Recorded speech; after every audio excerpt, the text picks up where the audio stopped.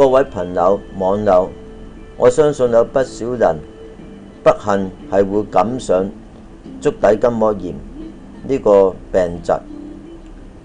呢個患疾係可以困擾我哋一個相當長嘅時間，係影響到我哋過正常嘅生活。喺9個月前，我不幸亦染上咗呢個足底筋膜炎。喺過往9個月嘅期間，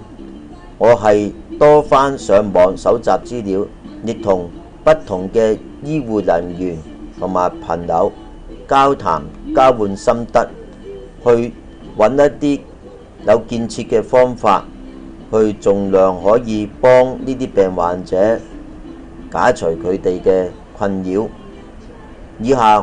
我係提出有6個途徑，係希望可以幫到患有足底筋膜炎呢啲病友，俾到一個參考資料俾佢哋去處理佢哋嘅傷患，希望佢哋可以能夠及早盡早康復。第一就係關於冰敷同熱敷呢個問題。好多時我哋扭傷或者覺得個踭痛、關節痛，都會用冰敷呢個處理方法。但係足底筋膜炎呢，一般個症狀呢，就係話當我哋起床第一時間踏一對腳落地面嗰時，就會感覺到有針拮嘅感覺嘅痛楚，隨之呢亦都有另外會有一個紅腫同埋脹熱嘅感覺。呢啲咁嘅情況，醫生一般都會診治，認為佢呢個病徵呢就係屬於足底筋膜炎。而冰敷呢係可以有佢一定嘅療效嘅，就係可以消炎、止痛同埋消腫，有3個療效。但係如果當你啱啱呢個足底筋膜炎發作嗰陣時，你冰敷咗3日4日都冇效，或者冇明顯嘅效果，你就一般人呢都係會去求診。醫生基本上就會處方一啲消炎藥，或者幫你打埋消炎針。如果一啲病情唔嚴重嘅病友呢，佢喺短期內3日至1個禮拜內已經有機會完全康復。但係對於啲病情比較嚴重嘅朋友呢，佢醫生呢就會轉介你骨科醫生或者係物理治療師。咁如果係去到物理治療師呢，佢一般呢除咗幫你做熱敷冷敷以外呢，佢呢就會幫你用呢個超聲波或者衝擊波呢個儀器，係呢2種儀器呢都係可以幫你促進個新陳代謝，加速個微循環，使到你個患處呢能夠自我復修。咁呢個衝擊波呢，根據醫學嘅資料呢，一般呢就係做4至5次。如果係對你有效嘅呢，你已經有一個比較顯著上嘅進步，感覺到有一個好大嘅改善㗎。如果做咗4至5次衝擊波治療呢，都係覺得病情差唔多呢，可能呢個衝擊波就未必咁適合自己啦，個病患啦。咁我哋講返，如果呢個衝擊波、超聲波都冇效，咁物理治療師都會建議你用一啲耐性、長期做一啲喺屋企或者家居嗰陣時做一啲拉筋嘅動作。咁但係喺呢度呢，我亦要提醒各位拉筋要注意嘅地方，因為或者某一啲醫務人員未必會有咁細心話俾你知拉筋係用幾大嘅力度去拉筋。原則上佢好多時就會話每一組拉10下咁樣。咁我覺得拉嘅次數同埋個力量要自己好小心去評估，因為如果你拉嘅次數你個患處係比較嚴重咧，拉嘅次數你可能去到5、6次已經係去到一個最合適嘅地方。如果你拉得多些少嘅次數，可能會拉上你嘅患處。令到更加嚴重。同樣你施嘅力量亦都係要適合，應該你感覺到個患處有些少張力，你就要收力㗎啦，就唔可以話有些少張力，跟住仲要再加大啲力，將個關節推到最重為止。你咁咧就隨時咧可以令到你啲足弓位或者你個腳踭嘅患處咧嗰個發炎情況變得更加犀利。呢個我係曾經用一個錯誤嘅渠道自己試過，係結果令到個足弓嗰個位咧就比較痛嘅，同埋發炎嘅。咁一般嚟講，佢哋會建議你係雙手撳住一幅牆，就左右腳一隻伸直向後，一隻咧就係喺前邊，咁兩隻腳腳掌緊貼地面，後腳咧就係微曲膝頭，主要就係想拉嗰個小腿嗰條腳跟同埋腳板底嗰條腳跟，因為發炎呢個情況係會令到你啲腳跟收縮，你而家就要拉翻鬆佢。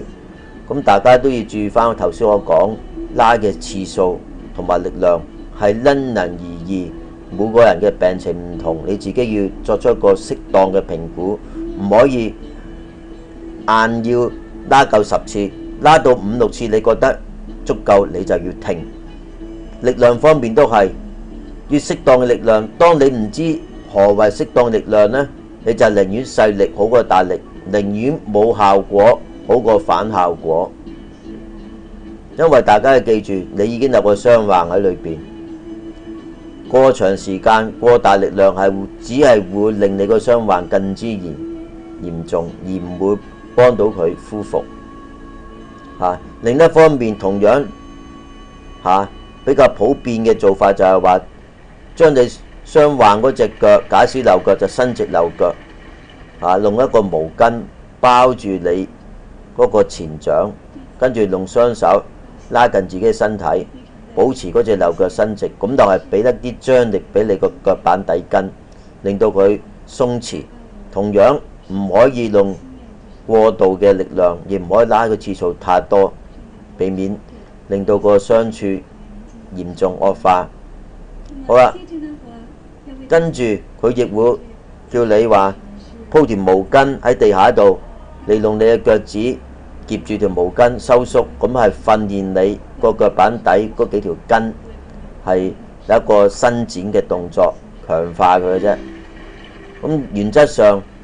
喺呢啲中醫個角度呢，你係任何時間唔需要擺條毛巾，瞓覺或者坐喺度，你都可以做一個腳掌包剪揼嘅動作，去伸展你嘅腳跟。呢個亦都係比較舒適同埋低風險，冇咁大機會會受傷。就係話，當你要做個腳趾要做個包嘅動作，就係5隻腳趾分開豎起分開。當你做個剪嘅動作，就係腳趾公翹起，另外嗰4隻腳趾向下撳。當你要做揼嘅動作呢，就係5隻腳趾向內彎，令到個腳掌受力。呢啲都係拉扯腳板底筋比較上安全嘅動作。反之，有一組動作我係唔建議大家做嘅，就係企樓梯。有啲物理治療師或者喺啲網站有一個方法，就係叫你哋企樓梯，腳嘅前掌放喺樓梯級上邊，後腳踭離地，就使你成個身體嘅力量呢就聚咗落個腳踭個位，從而呢就係拉鬆你個腳跟、腳踭同埋至到足弓呢部分嗰個腳跟。但係由於一個人嘅重量，每個人都唔同，有啲人身體過重，超過140磅，如果你企喺石級嘅時間比較長咗一啲，或者做嘅次數多咗呢，就係因為過分嘅力量係令到你個傷處變得更加嚴重。我覺得呢組動作係有風險。好，當你做完呢啲物理治療，你感覺到，我祝福你，如果你感覺到某一個階段呢係冇咗紅熱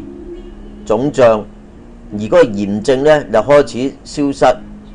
所謂炎症就係發炎嘅症狀。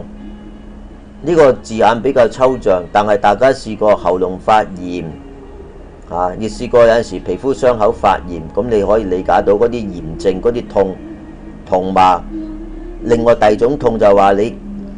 啲手腳關節撞到啲硬物嗰啲痛，係兩隻唔同嘅情況。我而家所講有一種腳患就同呢個足底筋膜炎係接近嘅，就係呢個足底個筋肌勞損，就係我而家嘅症狀。筋肌勞損係比呢個足底筋膜炎咧更難治療，因為筋肌勞損就係因為嗰個病者係重複性做某一種動作，令到個足部咧承受唔到嗰啲咁嘅力量，而令到佢勞損，就好似大家嗰條面巾咁樣，一條毛巾，當你弄得太多，弄得1000次、2000次嗰時，係會扭到嗰個毛巾嘅纖維開始鬆脱。個原理就係等於呢個足底筋膜勞損一樣，我哋要俾多啲時間佢去休養，就唔可能話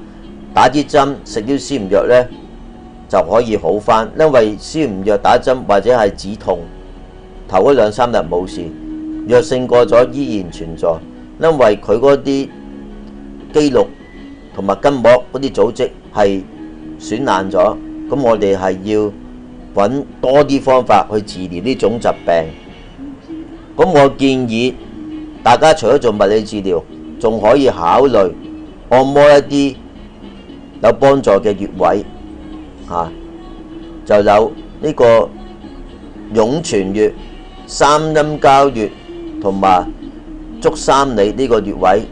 呢3個穴位大家都應該可以喺網上邊揾得到個穴位嘅位置。如果你係有時間，臨瞓之前或者有空檔時間，持之以恆去按壓呢啲穴位呢，係一定喺某一個程度係幫到你調理肝同腎同脾同胃呢幾個重要嘅器官，而強化咗你整體嘅身體機能。因為你腳跟痛、腳踭痛，就係其實某個程度上中醫嚟講就係話係因為可能肝鬱結同埋腎氣不足。腎主骨，肝主筋，筋骨受傷就係有可能嗰個肝同腎唔係個功能唔係十分太好，有些少毛病係影響到啲筋骨。因此我哋按壓剛才所講嗰3個穴位呢，都係可以調整翻我哋肝腎脾胃嘅功能，係促進新陳代謝同埋體內嘅微循環、淋巴液循環，促進咗新陳代謝呢，就可以令到我哋嘅患處盡早康復。好，第4樣嘢比較做實際啲嘅途徑呢，大家既然有腳患，感覺到腳踭痛呢，不論佢係筋膜勞損又好，不論佢係筋膜發炎又好，大家應該選購一啲適合我哋比較舒適嘅鞋墊同埋波鞋。波鞋我建議真係要用氣墊鞋。氣墊鞋呢，頭嗰2-3個禮拜可能你未適應到，嗰對鞋可能仲係有啲硬身，但係着多2-3個禮拜呢，嗰對鞋係認到你嘅腳型呢，咁咪會提供到一個 cushion effect。咁即係話你每行一步路呢，佢呢個氣墊鞋呢，喺你個患處痛點嗰度有一個足夠嘅承托力，係可以大大呢就係減輕咗你個痛處嘅痛嘅一種感覺。如果嗰個鞋墊係不足夠，你可以揾多一個舊鞋墊攝咗喺嗰個氣墊鞋裏邊，然後先再加翻個新鞋墊上去呢，咁咪仲有雙重保護。但係如果你買鞋嗰陣時都諗住，因為腳痛我買對氣墊鞋，亦會選擇用兩個鞋墊收個新舊鞋墊呢。咁我建議你可以帶兩個鞋墊去用試埋鞋買大一個 number 嘅氣墊鞋，但係都要保持有一隻手指位，隻腳同個鞋嘅距離係一隻手指位咁鞋墊方面呢，我建議大家都要試得清楚啲咯，因為原則上呢，所有骨科醫生呢都係叫你買一啲有承托力、足弓位高些少承托力嘅鞋墊。但係如果你哋選購嗰個足弓位高些少承托你個足弓呢，避免呢個足弓下塌影響到呢個筋膜發炎呢，大家要留意嗰個足弓位呢，因為你係受傷啦，隻腳腳踭同足弓受傷呢，就應該唔好買啲太過硬嘅鞋墊，尤其是足弓位度。如果太硬呢，佢個足弓係仲高過你自己個腳型嘅足弓呢，就會壓到你個足弓個患處更之嚴重，係令到佢個傷患更加嚴重。所以大家考慮可以你可以買一啲軟身啲嘅鞋墊，而佢個足弓位嗰邊亦都有拱起嘅設計嘅，係承托到你嘅足弓嘅，咁你就比較安心同埋會舒適一啲。咁第五方面就係話喺呢個病發期間，足底筋膜炎有呢個咁嘅症狀呢，就盡量減少上落斜路、上落樓梯，因為呢啲步行呢，如果經上落樓梯、斜路呢，都會令到我哋個筋膜係更之壓迫得比較犀利會施力，即係令到佢嗰個患處更之受力咁大家可以選擇搭下電梯啦尤其是上落樓梯啦上落樓梯嗰時就唔好嗰個腳踭離地，因為你腳踭離地呢，就係靠個前掌撳住嗰個樓梯級而上嗰堂樓梯呢，可能又會唔覺意拉傷得到嗰個足弓同腳踭嗰個位置。落樓梯就最好用前掌搭落嚟先啦，係嘛？就唔好揾腳踭受力啦。咁最後就係當你去到一個康復期，即係感覺到冇紅冇腫冇熱啦，就算痛嘅炎症都差唔多消晒啦，但係點解仲係見痛嘅？嗰啲痛就係我頭先所講嘅足痛。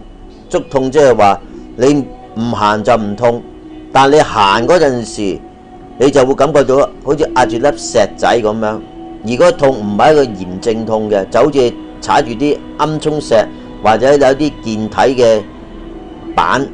嗰啲膠板咁你覺得好似揞住啲硬物咁啊？嗰啲痛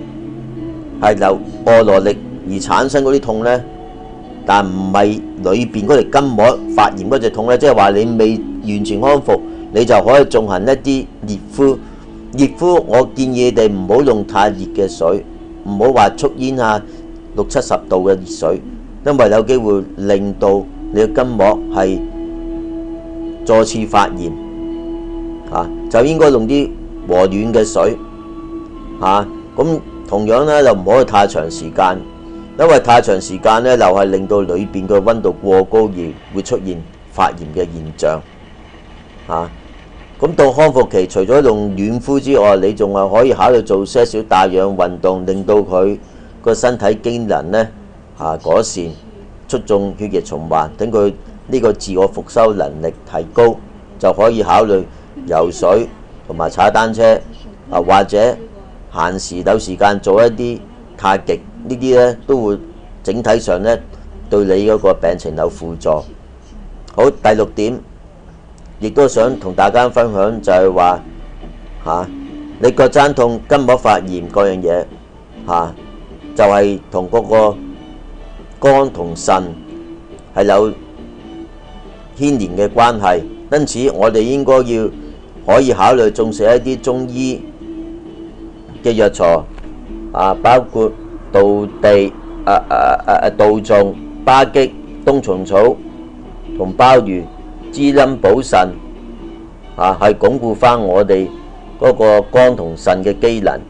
亦可以考慮以形補形，食一啲鹿角根、豬腳根同埋燜牛筋。咁我亦之前係食過一隻藥方咁我覺得都係有一個舒緩嘅作用，就係買鹿角根浸水切片，過咗一晚，跟住因為鹿角根好緊嘅，咁浸咗水之後呢，過咗10幾個鐘頭呢，就跟住呢連埋其他啲藥材呢，包括杜仲、華牛膝、華山幾粒藍棗呢，就擺落去煲水10碗水，煲2個鐘，文武火煲2個鐘。咁某個程度上邊呢，都可以舒緩到你腳踭痛嘅。至於坊間又話浸嗰啲白醋嗰啲咁樣，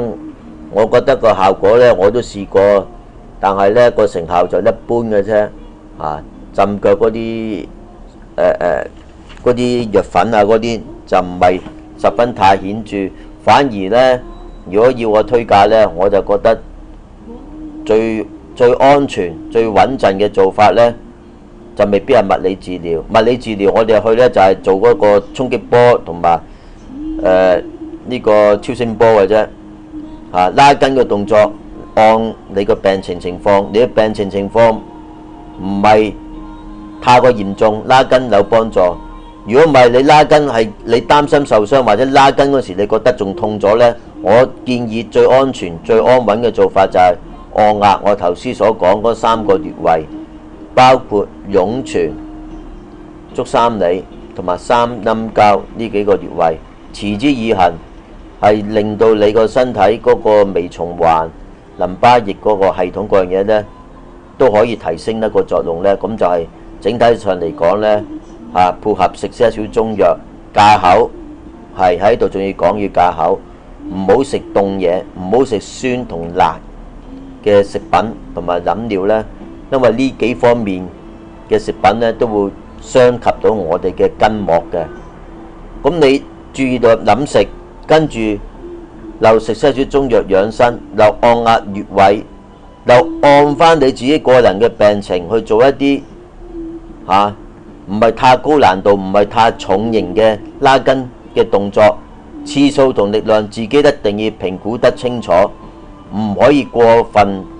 用力同埋過長時間，讓佢慢慢調整。到康復期可以做少少帶氧運動，再配合埋着一啲氣墊鞋，係減輕你行動上邊行路嗰陣時對你個患處造成嗰個衝擊係可以有一個充緩嘅作用呢。多方面配合之後，再加上適當嘅冰敷、暖敷、熱敷呢，我相信呢嗰個病情呢一定會好轉。咁我今日想同大家分享就係咁多，希望以上呢6種途徑呢都可以幫到大家治療呢個足底筋膜炎或者呢個足底筋膜勞損呢個症狀能夠令到大家盡速去康復，希望可以令嗰個療程嘅時間縮減到一半或者縮減2/3，但係短期內唔可能話1-2個禮拜做晒呢6種途徑就完全康復，我唔相信可以咯。但係你唔做，你可能會呢個情況變得嚴重，或者持續落去1年2年，個生活係唔好受嘅。但係如果你係唔做呢6組動作，可能都會好返，但可能會等2年。但係如果你做選擇性做我呢6組動作，消化咗我嘅説話慢慢去實習，你可能覺得係對你真係有一個輔助，咁可能個療程由2年就變咗到9個月，或者原本1年嘅療程你就可以減到變咗4個月或者5個月呢。呢個都係一個得着嚟嘅。咁我希望你哋能夠憑一個客觀邏輯性嘅思考去分析我提供俾你哋呢6個途徑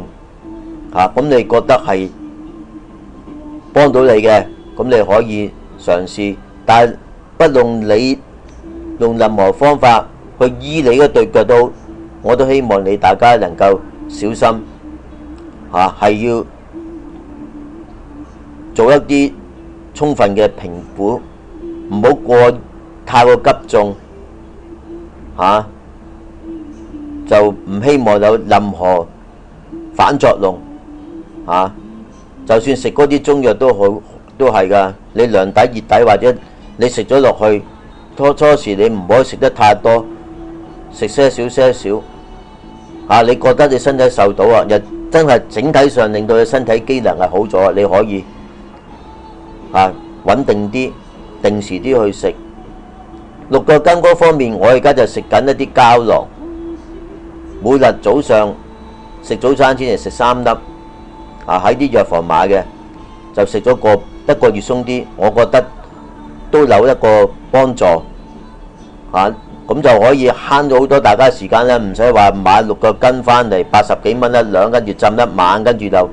買啲中藥床，買啲豬展啊或者瘦碌去一齊去煲呢個中藥湯水嚟飲咁就比較上快捷簡單一啲但係你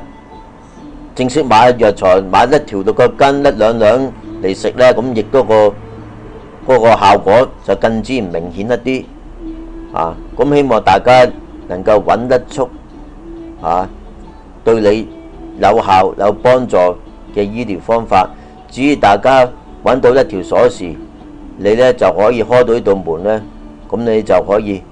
讓到自己個身體康復。